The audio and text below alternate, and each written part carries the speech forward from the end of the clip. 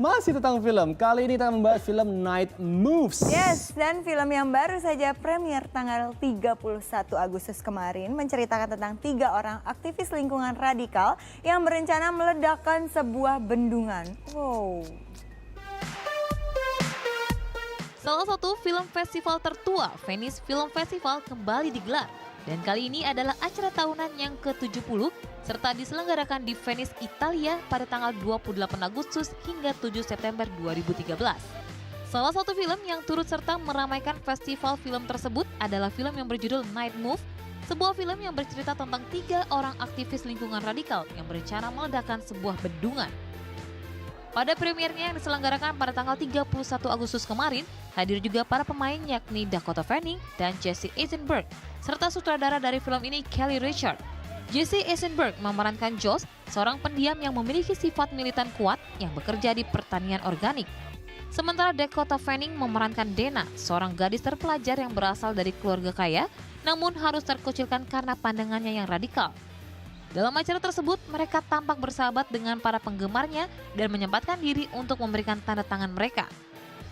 Dalam pembuatan film tersebut, mereka yang terlibat dalam film ini mempunyai pengalaman dan kesan tersendiri terhadap film ini. I mean, playing Dina, I definitely did have to take myself down a bit just because of what she's going through, and she does have, like, you know, sort of some nervous issues that are manifesting themselves on her body, which was interesting. But that was something that I also was excited about, just kind of looking completely different and not really caring what you look like. And I love that in films when people look real, and because that's life, you know. Everybody is just kind of, it's not you don't look perfect every day. So yeah, so I was excited to do that. It was really funny because I ended up, like, by the end, I sort of had this weird, like, dreadlock in the back of my hair. It was like this nest. It was very strange, and Kelly, like, really loved it, and, like...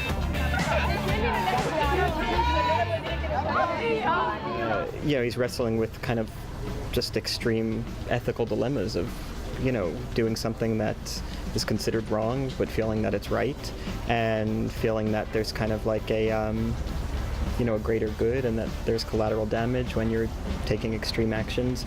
And you know, for somebody who is very private, like my character, that's, you know, a very intense inner experience to have. I mean, the extremism, in my point of view, is much more, I mean, the things that they're responding to are pretty extreme. I mean, the deforestation, the rerouting and flooding of forests and rivers and for recreation, and you know, what's happening to the fish is pretty radical. And just, you know, I think corporate ownership of everything is, to me, radical. But the film is really not getting at anything besides telling the story of these 3 people.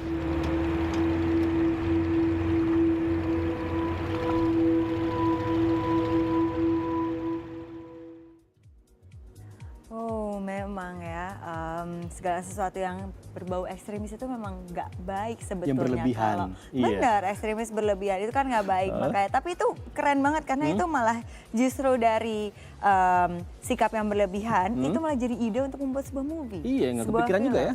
Hebat loh. Bagus banget loh mereka.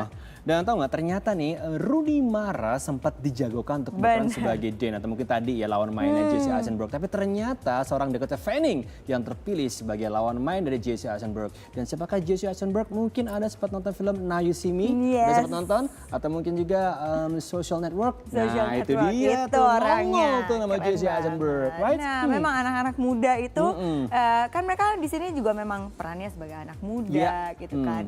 Ya, daripada melakukan suatu hal yang nggak baik, berlebihan, bagus, lebih baik mengarahkan talenta diri sendiri.